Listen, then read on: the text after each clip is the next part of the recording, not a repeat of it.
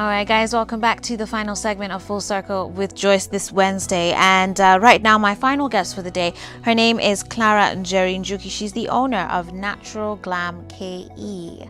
And it's so nice to see a young lady owning a business. Good for you. Thank you. And so we want to talk all about 100% natural, handcrafted products. Natural Glam. Tell me about that. What is it all about? Natural Glam is basically a homegrown bath and body brand. We make natural bath products, the soaps, oils, and lip balm and face masks. I actually make them myself from home. And then we distribute them around Nairobi. We opened our first shop 6 months ago. Oh, Yes. like you have a physical store? Yes. Where? In Moi Avenue, directly across Bihi Towers, Go Mall, first floor. Good for you. Thank you. Good for you. Now, how did you get into all this? Do you have some sort of chemistry or sciencey background, or is it just a passion for beauty and skincare? Basically, first I was trying to clear my acne. Oh. And nothing was working, unfortunately. And then I had a lot of time. I'm still in school, UN. So our classes are usually from 5 p.m. So I had a lot of time, and that's the time internet was coming in. So Yeah. we had Wi-Fi. So I started searching about tea tree oil, charcoal, and I was like, and then I found out it's really good for acne-prone skin Yeah. and oily skin. So I'll mix. My first mixture was tea tree oil, which I bought from Nakumat, apple cider vinegar, and honey. So I used it on my skin, and my skin kind of improved. I was like, oh, it's working. Yeah. Then I was like, I really can't sell this. I need to actually sell it in a way that it can last in people's shelves. Right. So my cousin actually gave me the idea. She's like, instead of giving people those tips for free, sell it to them. So I was like, why not? Wow. And so you were able to clear your acne.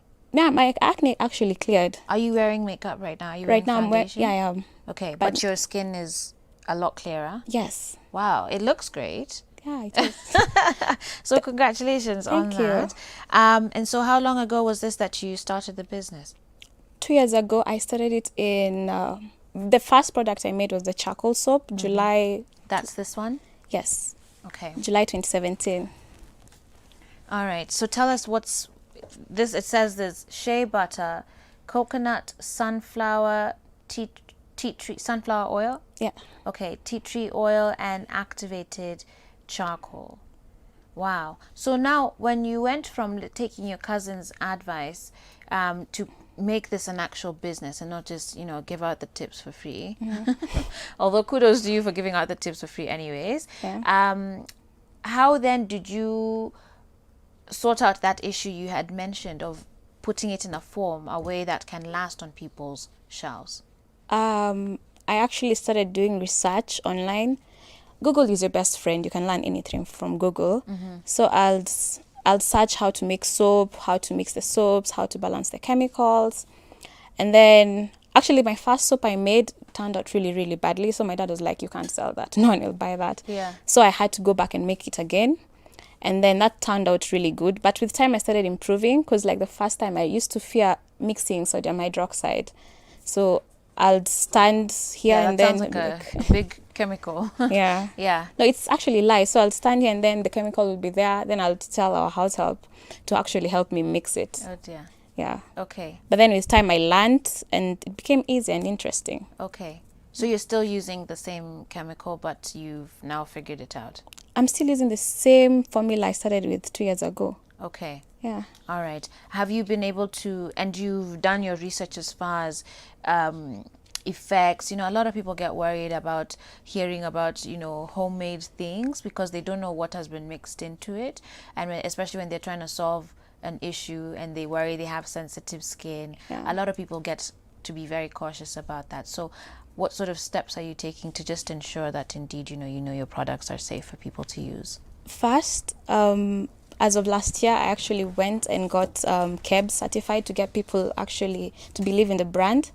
Okay. And I actually wanted to do it the right way. So we got certified for the soaps, lip balm, and oil. Then also another thing is through our reviews. So I think when the first person tried it, they were like, oh, it's really good. Then she told another woman, and then we posted the reviews. So we actually get trust through referrals. Okay. So you're now KEBS certified? For only the soaps, lip balm, and oil. Okay. Yeah. Good for you. Thank you. Here you have a turmeric soap with lemon oil, and I can see certainly the shelf life is pretty short because these are you're using 100% natural ingredients. Yes. Okay. Good for you. So tell me, what does turmeric soap do? This one has shea butter, coconut oil, sunflower, lemon oil, turmeric, and rice? Yeah, rice flour. Rice flour. Yeah. So what does this one do? Basically, it's good for all skin types, and also since it has rice flour and turmeric, it helps with like uneven skin tone. But it won't like clear your hyperpigmentation, but it will help. Okay. Yeah. Help minimize the hyperpigmentation. Yes. Okay. So talk to me then about what else you have here. There's some stuff in this type of packaging. You even talked about a lip balm. Yeah. Very interesting. So let's start with the lip balm. This is cocoa butter and orange lip balm. Yeah. And you're calling this Hugs and Kisses. XOXO. So how did it go then to, setting all of this up, from korogaing things in your kitchen with the house help to, and obviously then, you didn't have to worry about things like the packaging and the whatnot. How did you then move from kitchen experiment to packaging this for it to go in a store and sell?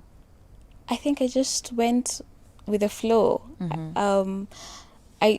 I try to introduce a product after every 3 months because I really do get bored marketing the same product on my side. Okay. And also it's a challenge. So for example, first I had to look for good packaging. And was that a struggle? Yes, it was. Did you find it locally, or you had to do it now internationally, source internationally? For the plastics, I find them locally at SafePack. And for the others, I actually have to import from China, which is a bit cheaper. And so I actually got my uncle to teach me how to import, which really did help. Okay. Yeah. Tell me about these ones in the serum looking bottles. Go ahead and maybe grab one or two and tell us what those are about. This is the beard oil. Okay. Oh, now you've introduced stuff for men. Yeah. Okay. It's made of sweet almond, jojoba, cedarwood, and rosemary. It's basically like to moisturize your beards and soften the male beard. And this is rosehip facial oil with jojoba oil. Rather, people say jojoba oil. This is more of like a moisturizer. Basically, when I was starting my acne clearing journey, I never found an oil that would really help with my skin, because I never used to apply oil on my skin. So one friend of mine was like, you really need to apply oil, because the more you don't apply oil, the more your skin will overproduce oil. Right. So this is more like a bulletproof moisturizer for oily skin. Yeah. Because it's light. Yeah. And jojoba mimics the skin sebum production. Right. And rosehip is high in linoleic acid compared to oleic acid. Yeah. And our skin, oily skin, we produce oleic acid compared to linoleic acid. Okay. Yeah. So where are you sourcing the ingredients then that are going into these products? Some of them I source them from farmers, either in Malindi, Nyeri, or Voi. And then for the butters, because we don't have butters, from Uganda and Ghana, and that I get a supplier to actually import them from me. He's more like a mentor. Okay. Yeah. Okay. How did you establish contacts with now these farmers in Malindi, in Voi? Like, for those who maybe have their own business ideas, I think maybe there's one or two things they can learn from you as far as the actual, like, I'm sure, because, by the time you've done like a kitchen experiment and then now you're doing it like as a business, I'm sure it was overwhelming those first few days, just figuring everything out. Yeah, it was. For example, actually I got all of them through Facebook. So basically what I used to do, I used to search, for example, like jojoba oil. I'll search jojoba oil. And luckily I got a farmer, he's in Voi, he's called George. And they grow like huge fields of jojoba oil. So I used to buy from him. But the only problem with now the farmers, due to the seasons, one time it will be out of stock. One time it'll be like the harvest is low, so he'll send me like 1 or 2 liters. Yeah. And it was really frustrating on my side. Right. So that's why I actually decided to mix rosehip and jojoba oil, because jojoba was, It's a bit harder to find. yeah, because or of the inconsistent seasons. to And find. then the butters, no, like the beeswax, I get them from Nyeri. I also got her through Facebook. Okay. Actually, I got everyone through Facebook. Okay. Yeah. Okay. So what have been your biggest lessons now in the 2 years that you've been doing this business? My biggest lessons will be like, I don't know. First, I think following your heart and actually trusting God, because I never had some sort of business plan. Neither do I have one right now. So I need to be actually serious on that part. And also being honest and treating your clients really nicely, because at the end of the day, they come back with more clients, and also they come back. Right. Absolutely. That's very important. Customer service, very, very key. And right now you're still making these at home Yeah, I am. and you're still a student. Yes, and I Is hate it, it. is it, and you what? I hate being a student. You hate being a student. What are you studying? Economics and statistics. Okay. I really hate it. She's saying it with such pain. Yeah. Okay. But you chose it. No, You but did- we'll talk about that Okay. later. No. Sawa. So your heart here then is with this. How far do you have to go with your studies? I'm doing my last exam in next week. Okay. So you're almost done. Yeah. Yeah, you're almost done. All right. So I guess your attention now will be going into your business now. Is this where your passion lies now? Honestly, I really don't know, but I really love this business because I enjoy making products. I do love the business so much. So I'm yet to figure it out. Let me just say I don't know. Okay. It's too early to figure out your whole life. All right. Okay. Well, thank you so much for coming onto the show. And once again, how can people find you and your products? You can search us on all online platforms at Natural Glam KA. Or you can call our numbers. They're also on all our online platforms. Or you can also visit our shop in Moy Avenue. All right. We can go more fast floor shop in 4B. Great. Thank you so much for coming. Congratulations to you on your success so far. I've been talking to Clara and Jerry Njuki, who's the owner of Natural Glam KE, a line of organic products made here in Kenya. And with that said, guys, we've come to the end of the show. Asanteni tena for your company as always.